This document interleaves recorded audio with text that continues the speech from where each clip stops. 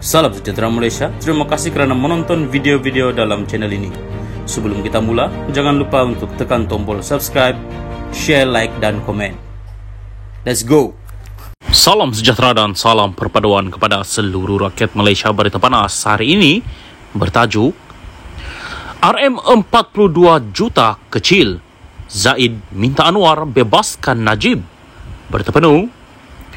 Bekas Menteri Undang-Undang Zaid Ibrahim menggesa Perdana Menteri Anwar Ibrahim untuk membebaskan bekas Perdana Menteri Najib Razak demi rakyat.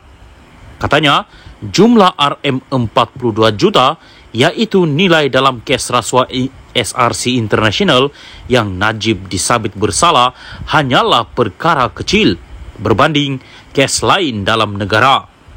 Kehadapan Perdana Menteri, anda perlu ubah fikiran tentang Najib demi rakyat, biarkan dia bebas. Dalam pilihan raya negeri akan datang ini, kerajaan Madani perlu menang. Anda perlu jadi Perdana Menteri untuk beberapa tahun lagi, ciap Zaid hari ini. Zaid berkata, UMNO kini dalam keadaan lemah dan hanya Najib yang mampu membantu parti itu menang dalam PRN yang akan diadakan di 6 negeri nanti. Sudah tentu, dia sudah didapati bersalah. Tetapi dalam scheme of things, RM42 juta adalah small change.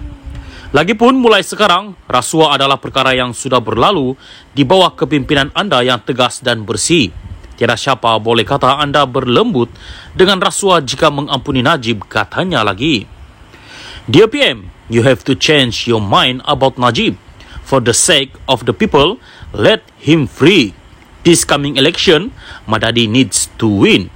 You need to be PM for a few more years. UMNO is weak. Only Najib will help you win. Sure, he was found guilty, but in the scheme of things, 42 million.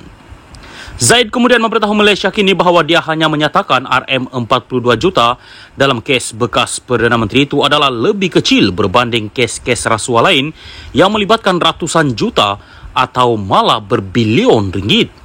Najib kini menjalani hukuman penjara 12 tahun dan denda RM210 juta berikutan tuduhan rasuah terhadapnya dalam kes SRC International berjumlah RM42 juta ringgit. UMNO sebelum ini telah membuat permohonan agar bekas Perdana Menteri itu diberi pengampunan diraja.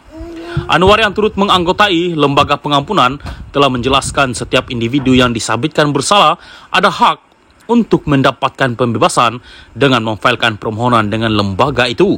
Bagaimanapun, dia berkata pengampunan adalah hak mutlak yang di-Pertuan Agong. Salam sejahtera dan salam perpaduan kepada seluruh rakyat Malaysia. Berita panas hari ini bertajuk Hadi, kerajaan kini dikendalikan orang tak bermoral, dikelilingi syaitan bisu. Berita penuh. PAS terus mengecam kerajaan Malaysia yang ada sekarang dengan menganggap ia dikendalikan oleh golongan tidak bermoral sama sekali, termasuk banduan dan perasuah serta tidak berakidah. Presiden PAS Abdul Hadi Awang turut menggambarkan kerajaan negara ini menjadi lebih teruk dan tidak dapat diubah keadaannya kerana dikelilingi syaitan-syaitan bisu. Dia kemudian meletakkan kesalahan atas keadaan yang dianggapnya buruk itu kepada orang Islam yang gagal memilih pemimpin yang baik. Kita sedang menyaksikan kerajaan campuran daripada kalangan mereka yang tidak beriman dan tidak berakhlak, terdiri daripada banduan, perasuah dan penipu yang tidak berakidah dan tidak berakhlak, dikelilingi pula oleh syaitan-syaitan bisu yang mendiamkan diri terhadap kemungkaran yang berlaku di hadapan mereka. Hal ini berlaku akibat daripada meninggalkan kewajipan memilih pemimpin yang beriman dan berakhlak, katanya dalam kenyataan yang dibuat melalui hantaran rutinnya di media sosial hari ini. Menurut ahli Parlimen Marang, itu seseorang individu yang hanya berilmu masih tidak memadai untuk menjadi pemimpin kerana mereka perlu beriman, berakhlak, baik dan bertafakwa, faham mengenai hal agama.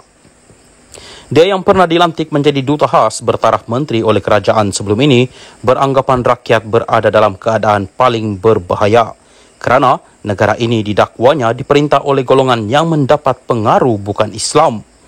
Keadaan ini berlaku, tambah Abdul Hadi, apabila umat Islam kita berpecah belah sehingga ia dikuasai oleh kerajaan yang didominasi oleh bukan Islam. Keadaan itu berlaku, dakwanya, kerana ramai orang Islam yang tidak keluar mengundi.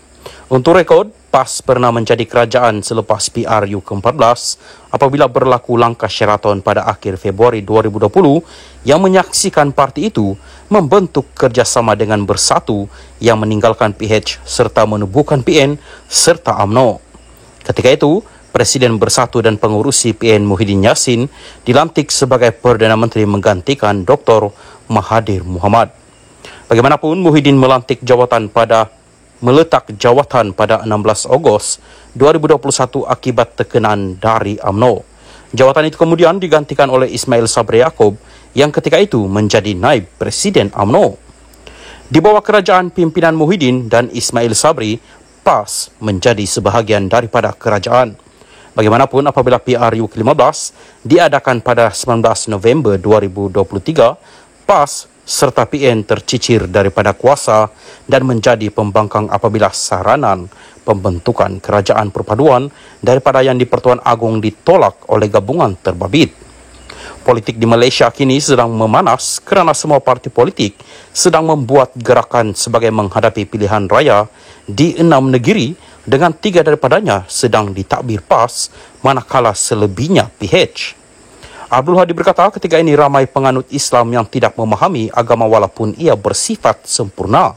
Antara lain, katanya, kerana umat Islam terbabit menganggap mengundi dalam pilihan raya bukanlah satu kewajiban. Abdul Hadi juga mendakwa pengundi yang terbabit dalam pilihan raya sebelum ini pula hanya memilih golongan pembohong atau mangsa pembohongan. Tindakan itu katanya seperti menyediakan diri masing-masing untuk ditimpa bencana sama ada di dunia atau selepasnya. Malangnya, dipilih mereka yang menipu dan ditipu. Malah ada juga yang benci lalu memilih untuk tidak mengundi. Mereka seakan-akan menyerah diri kepada musuh untuk sama-sama mendapat kehinaan dunia sebelum mendapat kehinaan di akhirat kerana tidak menunaikan kewajipan yang besar mengundi dalam Islam, katanya.